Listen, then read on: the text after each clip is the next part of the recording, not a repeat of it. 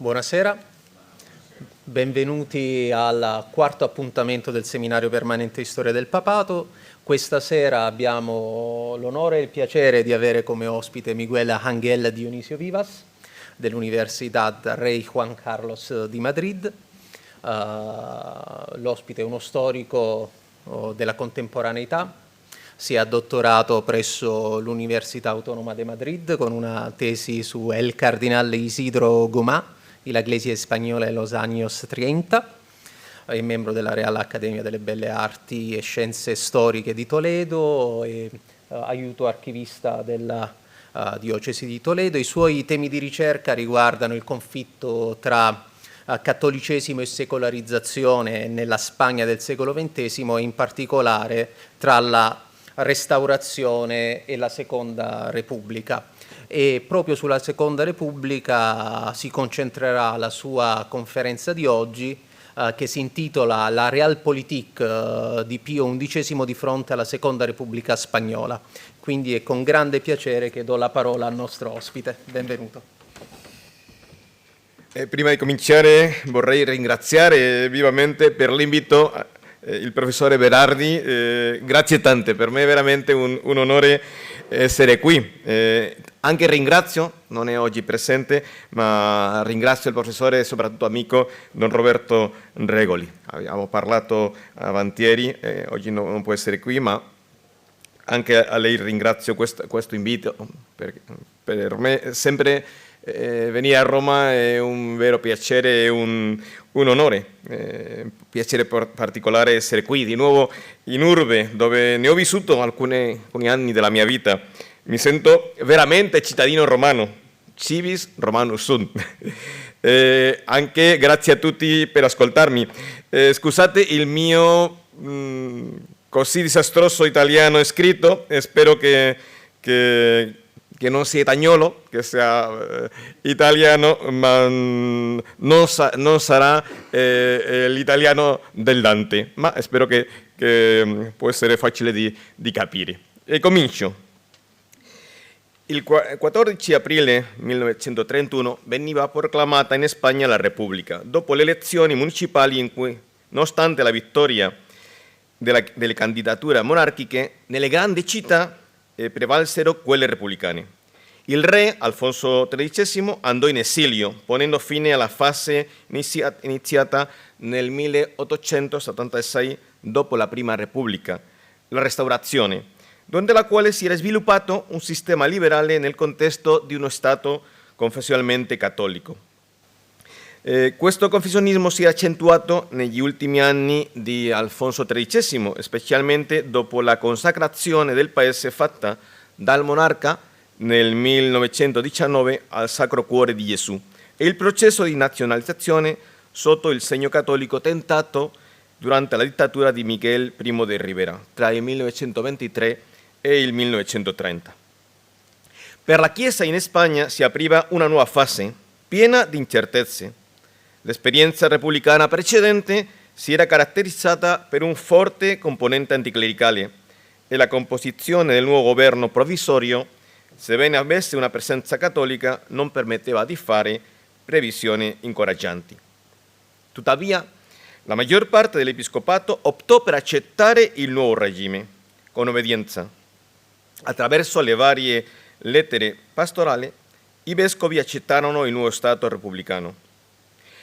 L'eccezione sarebbe stata il cardinale primate, Pedro Segura, fermo difensore della monarchia, amico personale del re, profondamente convinto non solo dell'unione consustanziale tra cattolicesimo e Spagna, cosa comune per la maggior parte dei cattolici spagnoli, ma anche che la monarchia facesse parte della essenza nazionale. Vide la proclamazione della Repubblica come una vera catastrofe di dimensioni apocalittiche.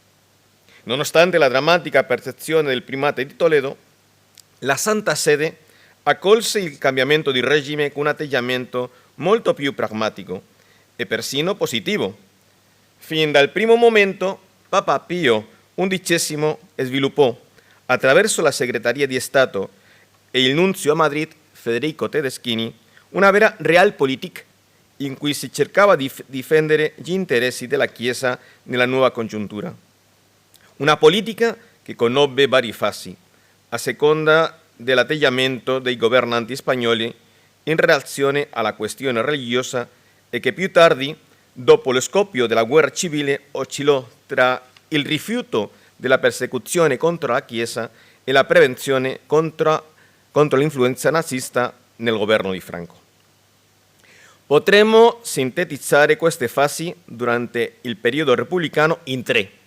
La prima corrisponderebbe agli inizi della Repubblica, cercando la concordia e l'accordo con il nunzio Tedeschini e il cardinale arcivescovo di Tarragona, Francisco Vidal y Barraquer, la vera testa della Chiesa in Spagna dopo l'esilio del cardinale Segura.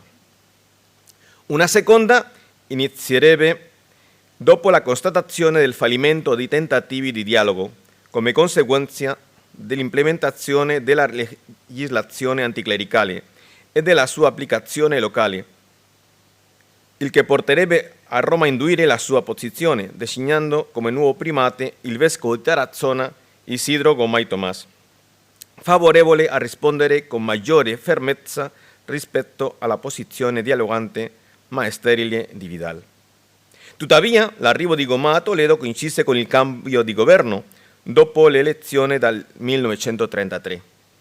Questo fece sì che si ammorbidisse l'applicazione delle leggi anti-ecclesiastiche e che si cercasse da parte del governo di raggiungere accordi per ottenere un nuovo concordato, mentre all'interno del cattolicesimo spagnolo più occidentalista e pragmatico si poneva come l'obiettivo il modificare, quando fosse giunto il momento determinato dei termini legali, la Costituzione, per renderla più conforme al sentimento cattolico, ancora maggioritario nel Paese. Ma negli altri riuscano a raggiungere i loro obiettivi. L'anticipo delle elezioni avrebbe comportato l'arrivo al potere nel febbraio 1936 del Fronte Popolare, in modo che durante la primavera di quell'anno, in un contesto di crescente violenza, risorgesse con forza l'anticlericalismo legale e popolare, con esplosioni che da una parte erano eco di quanto accaduto nelle Asturias durante la rivoluzione dell'ottobre 1934 e dall'altra sarebbero state la prova generale della violenza clerofoba dell'estate, una volta iniziata la guerra civile. Durante questi mesi la Santa Sede, attraverso Tedeschini, non fece altro che denunciare al governo la situazione della Chiesa. Questa sarebbe stata la terza fase, cercando di difendere le persone e le cose ecclesiastiche da una violenza che comportò la distruzione del patrimonio storico-artistico e una violenza che portò numerosi sacerdoti a fuggire dalle loro parrocchie per gli attacchi fisici e verbali subiti. Lo scoppio della guerra civile avrebbe comportato un profondo cambiamento nella politica del Papa Pio XI riguardo alla Spagna, una fase totalmente diversa dalle precedenti, con due Spagne antagoniste e contrapposte. La persecuzione subita dal cattolicesimo spagnolo non significò in un primo momento la rottura delle relazioni con Madrid, mantenendo aperta per un certo tempo la nunziatura, sebbene il nuovo nunzio designato dopo il ritorno di Tedeschini a Roma, Filippo Cortesi, non poté prendere possesso del suo incarico. Il Papa aveva le sue profonde riserve riguardo ai militari e fu riluttante a stabilire una relazione diplomatica con loro.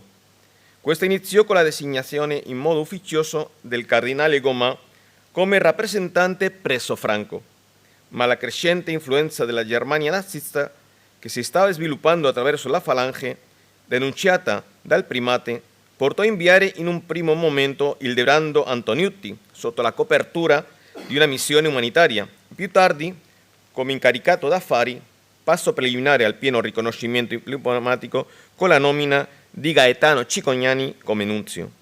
Di nuovo, al di là delle indubbie riserve riguardo alla deriva fascistizzante del governo di Burgos, si impose, quando tutto faceva prevedere la vittoria finale di Franco, la Realpolitik vaticana, che cercava di salvaguardare il bene della Chiesa in Spagna. E prima fase, dal riconoscimento al fallimento del dialogo.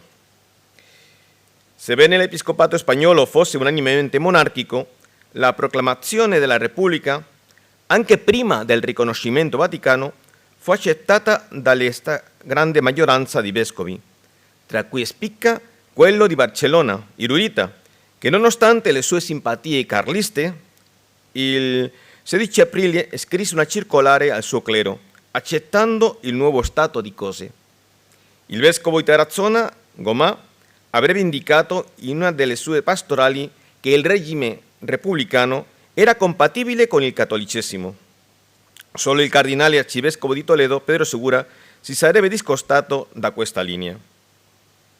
Da parte sua, la Santa Sede riconobbe il nuovo stato di cose.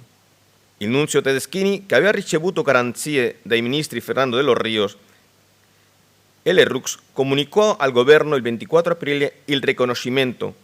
Allo stesso tempo scrisse ai vescovi spagnoli il desiderio della Santa Sede, il desiderio del Papa, che rispettassero e obbedissero ai poteri costituiti. Mentre i vescovi accettavano il nuovo regime, i laici cattolici iniziarono a organizzarsi. Su ispirazione di Ángel Herrera Oria, anni dopo sacerdote e cardinale vescovo di Malaga, furono fatti i primi passi per costituire una nuova forza politica di destra, che avrebbe preso il nome di Acción Nacional e che sarebbe stato il nucleo della successiva CEDA, il grande aggregatore dei cattolici, trasformato in un moderno partito in cui una parte importante dei suoi membri avrebbe scommesso sull'occidentalismo. L'unica nota discordante, come abbiamo detto, fu quella del cardinale primate, Pedro Segura. In una delle sue predicazioni del sabato si mostrò molto pessimista riguardo al nuovo regime. Il 1 maggio scrisse una lettera pastorale in cui, sebbene raccomandasse nella linea indicata dalla Santa Sede rispetto al potere costituito, lo faceva insieme a un forte elogio sia della monarchia che del re. Questo fece sì che il governo protestasse presso la nunziatura, indicando che il cardinale non poteva continuare a guidare la Chiesa di Toledo. Pochi giorni dopo, l'11, si verificò il primo degli attacchi materiali che la Chiesa in Spagna avrebbe subito negli anni successivi, l'incendio di chiese e conventi, prima a Madrid e poi in altri punti della Spagna come Malaga, da dove dovette fuggire il vescovo Manuel González. Il governo rispose con passività.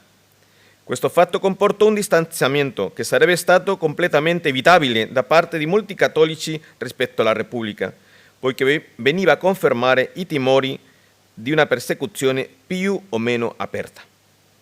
Il cardinale Segura dovette lasciare la Spagna. Il governo espulse il vescovo di Vitoria, Matteo Mújica, costringendolo a passare 2 anni di esilio, nonostante le proteste del nunzio. Segura, da parte sua, dopo essere passato per Roma, tornò in Spagna senza informare il governo. Il 15 giugno, mentre faceva una visita pastorale a Guadalajara, fu espulso dalla Spagna. Segura finì per rinunciare al suo arcivescovado toledano e si stabilì a Roma, dove si unì alla curia, fino a quando, già iniziata la guerra civile, fu designato arcivescovo di Siviglia.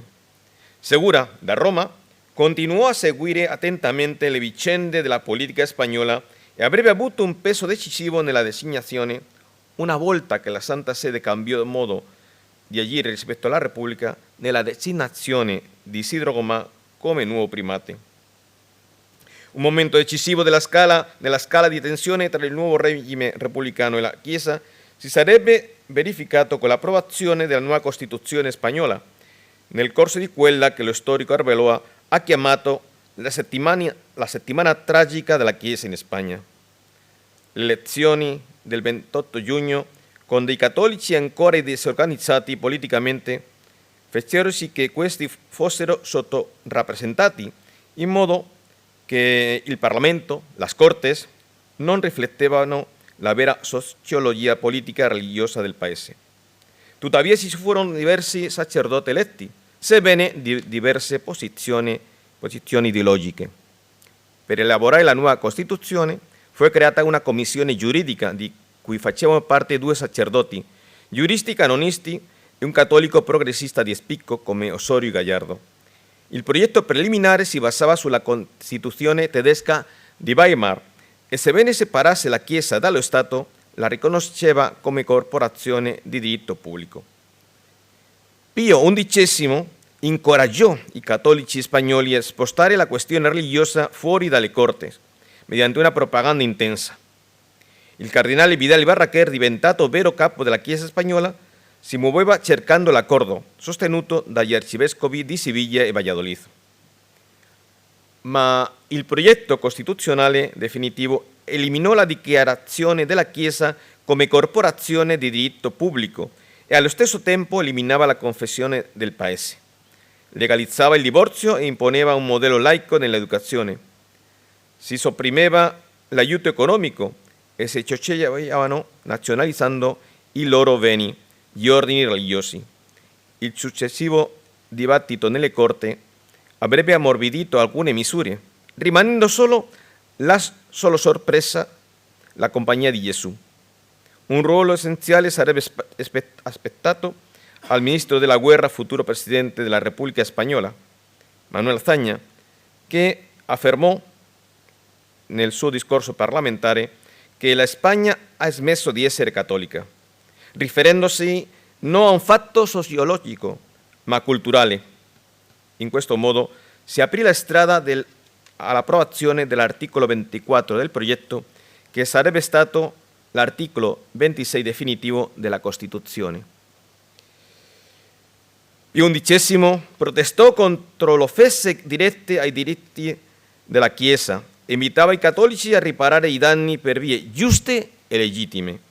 Un gruppo di cattolici iniziò a pianificare la futura revisione della Costituzione. Nonostante tutto, il governo volle mantenere relazioni diplomatiche integre con la Santa Sede. Era stato presentato Luis de Zulueta come ambasciatore, ma il Papa non gli aveva dato il placet. Quando in ottobre si ripropose il suo nome, Pio XI, dopo la riunione della Sacra Congregazione degli Affari Ecclesiastici Straordinari, respinse nuovamente la sua candidatura. Riguardo al nunzio, il cardinale segretario di Stato Pacelli decise di mantenerlo. Il Papa si rivolse in modo riservato al cardinale Vidal, dandogli delle istruzioni da trasmettere all'Episcopato spagnolo. In esse chiedeva che i vescovi spagnoli non stessero zitti, che promuovessero la campagna di revisione costituzionale, così come atti interni e esterni nei templi, quando fosse possibile, oltre a solidarizzarsi con i vescovi, sacerdoti o laici che fossero puniti ingiustamente dal governo. Questo documento rifletteva la mente di molti cattolici riguardo a quella che consideravano una risposta debole della Chiesa agli attacchi, risposta che si riteneva incoraggiata dal nunzio. Si intendeva un cambiamento di tattica. Perché a partire dall'approvazione della nuova Costituzione vennero le leggi che la sviluppavano, così come la sua applicazione concreta. Dopo tale approvazione, l'Episcopato pubblicò una dichiarazione collettiva, di cui si occupò il cardinale Vidal. La Chiesa accettava, dall'ipotesi del male minore, la separazione dallo Stato, mentre protestava contro la politica sviluppata contro la Chiesa. Invitavano i cattolici a partecipare attivamente alla vita pubblica. Accolta molto bene dai settori più aperti del cattolicesimo spagnolo, ricevette forti critiche dal vescovo di Tarazona, Isidro Gomà. Poco a poco le leggi approvate svilupparono una vera politica anticlericale. La Compagnia di Gesù fu sciolta nel gennaio 1932. Si avanzò nella soppressione del bilancio ecclesiastico. Fu approvata la legge che secolarizzava i cimiteri, così come la legge sul divorzio. In molte occasioni l'applicazione pratica di tale legislazione sarebbe stata accompagnata da abusi da parte delle autorità locali. Inoltre, la risposta di alcuni vescovi, come quello di Segovia al matrimonio civile, avrebbe suscitato conflitti. La già cattiva situazione economica del clero spagnolo si aggravò. Tuttavia, tutto ciò rappresenterebbe un impulso per la Chiesa spagnola, troppo abituata a vivere sotto la protezione dello Stato, e incoraggerebbe laici ed ecclesiastici a sviluppare nuove iniziative. Il culmine della politica legale antireligiosa verrebbe dalla legge sulle confessioni e congregazioni religiose, che generò un ampio movimento di protesta da parte di ecclesiastici e laici. il nunzio Tedeschini dispiegò una ampia attività diplomatica in difesa dei diritti della Chiesa. Questa legge fu quella che portò più conseguenze negative per la Chiesa. Prima della sua approvazione, l'Episcopato spagnolo, il 5 maggio, approvò una dichiarazione collettiva in cui protestava contro le misure adottate, affermando che violava le libertà riconosciute nella Costituzione, oltre a difendere il diritto a partecipare all'educazione. Poco dopo sarebbe intervenuto solennemente Pio XI e il cambiamento nella relazione con la politica, con la Repubblica. Seconda fase. Una nuova linea d'azione. Il primato di Gomà. Il 3 giugno fu pubblicata l'enciclica Dilectissima Nobis. Il Papa, senza entrare nella questione della forma di governo, poiché riconosceva legittime tutte, giustificava il suo documento per la legislazione anticattolica della Repubblica. Se la Chiesa accettava i poteri costituiti, allo stesso tempo poteva condannare le leggi persecutorie della Repubblica. Il Papa analizzava sia la Costituzione che la legge sulle confessioni e congregazioni. Sulla prima condannava la separazione Chiesa e Stato, anche se il motivo ultimo era la legge sulle confessioni, che il Papa condannava totalmente, evidenziando 3 punti. Primo, il trattamento disumano a cui erano sottoposte le congregazioni religiose. Secondo, la soppressione della Compagnia di Gesù, con cui era ferito personalmente. 3. Il divieto legale di insegnare ai religiosi.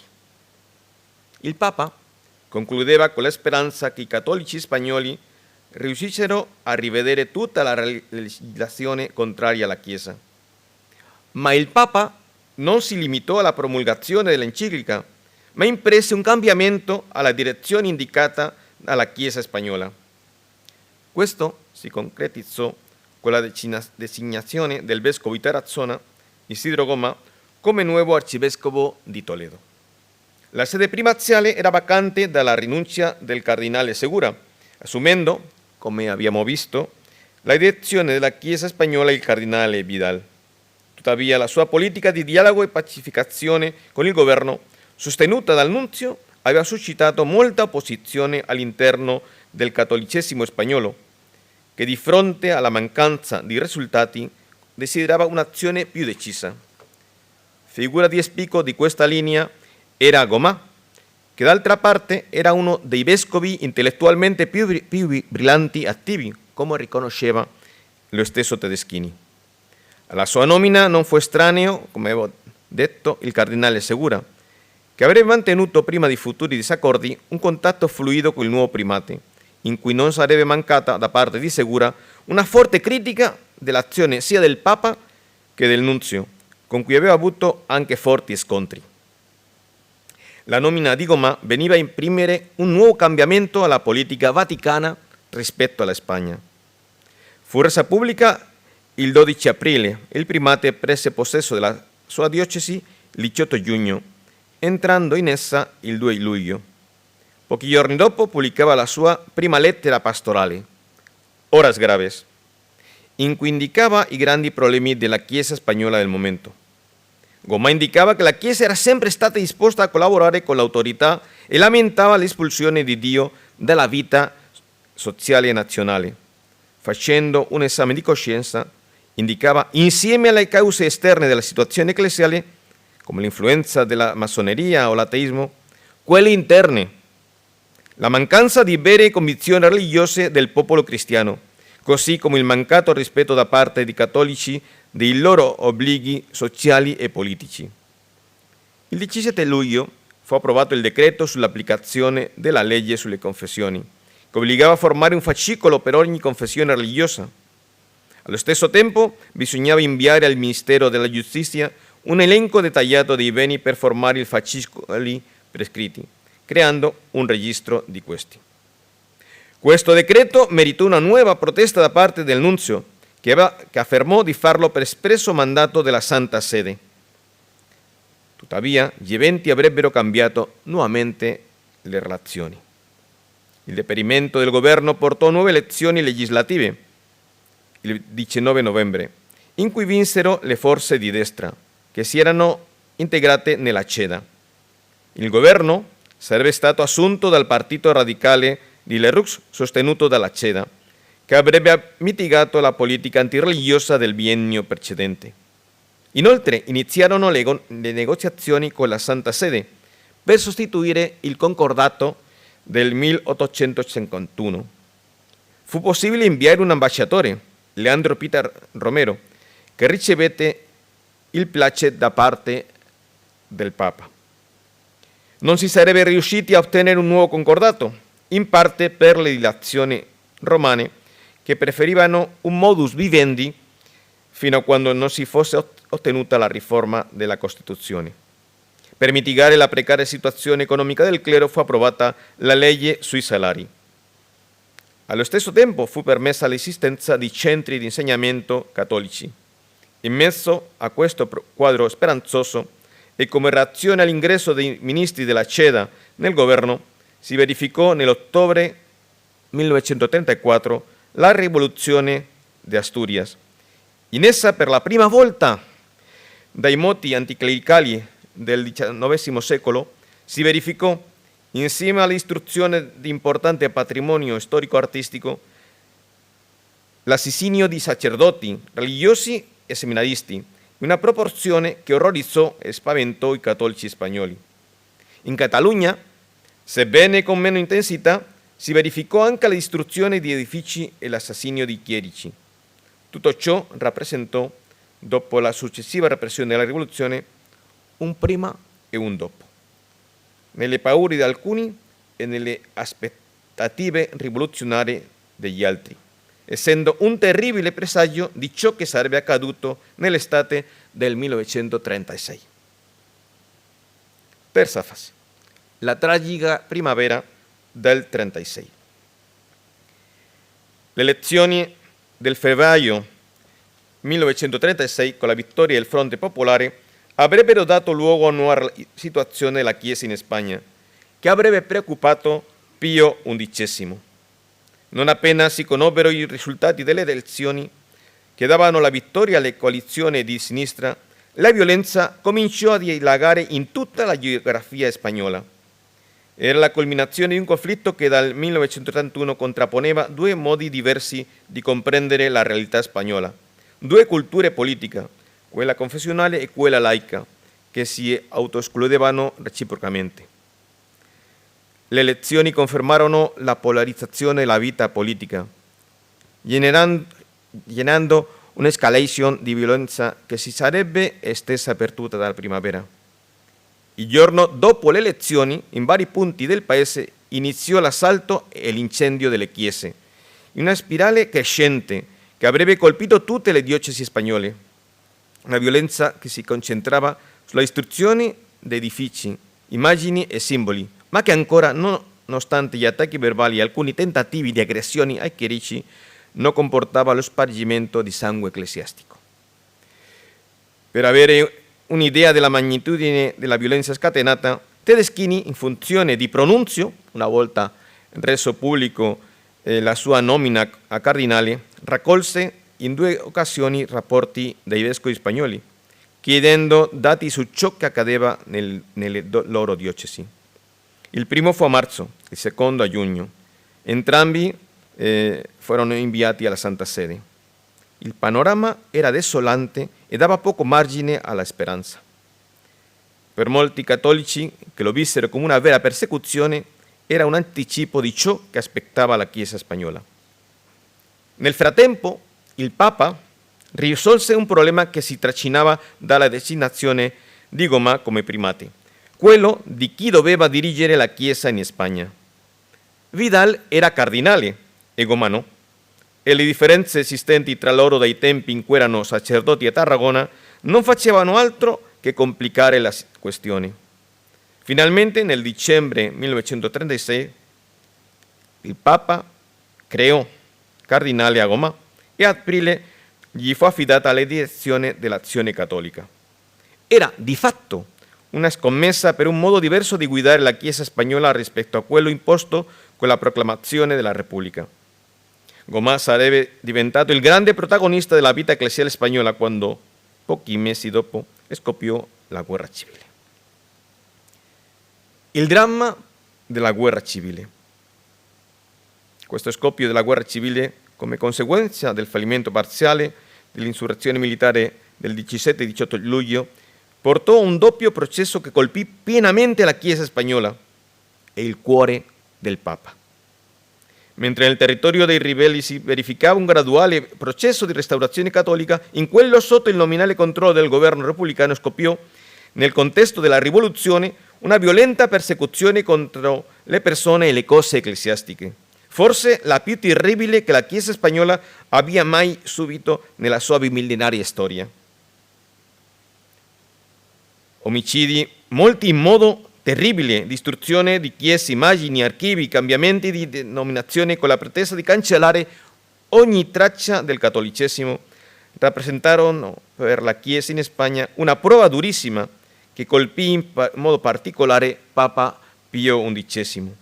Un profondo strappo nel suo cuore di padre pastore di tutti i cattolici spagnoli, perché il Papa, insieme al dolore prodotto dalle notizie che arrivavano dalla Spagna, alcune trasmesse dai profughi che riuscivano a raggiungere Roma, specialmente dalla Catalogna, sentiva una profonda prevenzione verso i militari.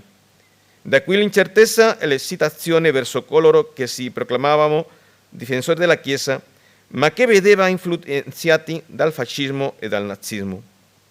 L'annunziatura rimase ufficialmente aperta e da Madrid l'incaricato d'affari Silvio Sericano inviava telegrammi cifrati e dispacci normali, prima di abbandonare definitivamente la capitale. A partire da agosto si unirono i rapporti che periodicamente da Pamplona inviava il cardinale Gomà, che inoltre dovette intervenire nel conflitto prodotto nel País Vasco per il sostegno dei cattolici nazionalisti del PNV alla Repubblica. La Santa Sede risponderebbe alla violenza scatenata con continue proteste diplomatiche verso il governo repubblicano e l'ambasciata spagnola in cui finalmente si trovava Luis de Zulueta. Ad agosto il Papa si pose per la prima volta la possibilità di intervenire per far cessare la lotta fratricida.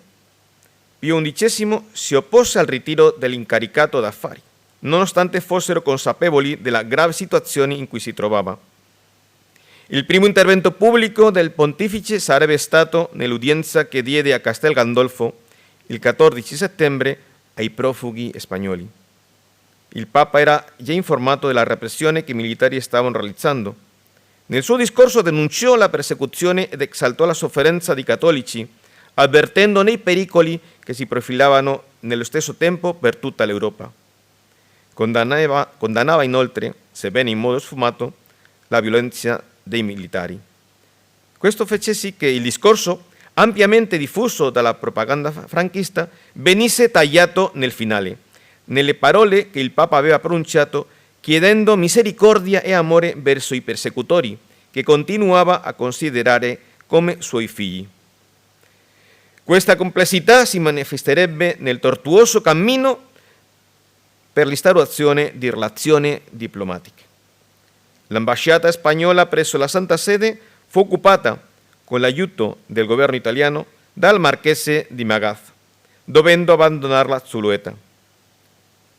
Sericano lasciò definitivamente Madrid, sebbene ufficialmente il Vaticano mantenesse aperta l'annunziatura in Spagna presso il governo di Valencia. Il primo passo per una normalizzazione sarebbe stato la designazione del cardinale Gomà come rappresentante ufficioso presso Franco. Il primate avrebbe lavorato per l'instaurazione di una relazione diplomatica normale, avvertendo a Roma del crescente influsso nazista in Spagna.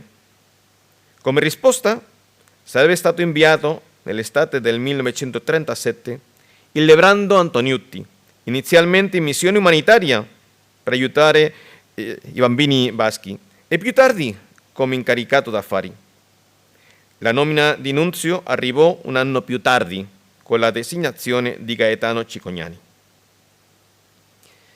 Pio XI non avrebbe visto la fine della guerra civile, poiché sarebbe morto nel febbraio 1939, appena un mese prima della stessa.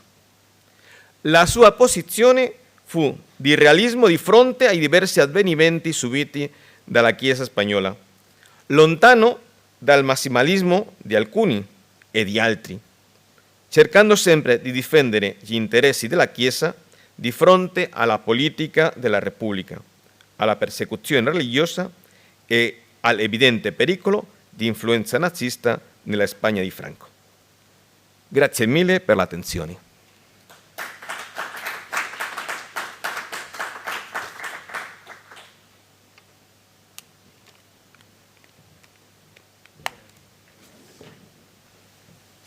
Grazie mille per questa densissima conferenza che apre, dire, una finestra sulla complessità della politica internazionale della Santa Sede in un contesto come quello spagnolo in fase di transizione politica e sociale. I tentativi di mantenere aperte le vie diplomatiche di interazione costanti, anche cercando di inviare personaggi utili, nella Annunziatura per mantenere questi rapporti, senza mai confondere troppo la dimensione istituzionale da quella poi di pastore d'anime, è veramente una dimensione interessante, no? Anche questo passo finale del discorso tagliato perché non comodo al nuovo sistema politico è interessante. Io non mi dilungo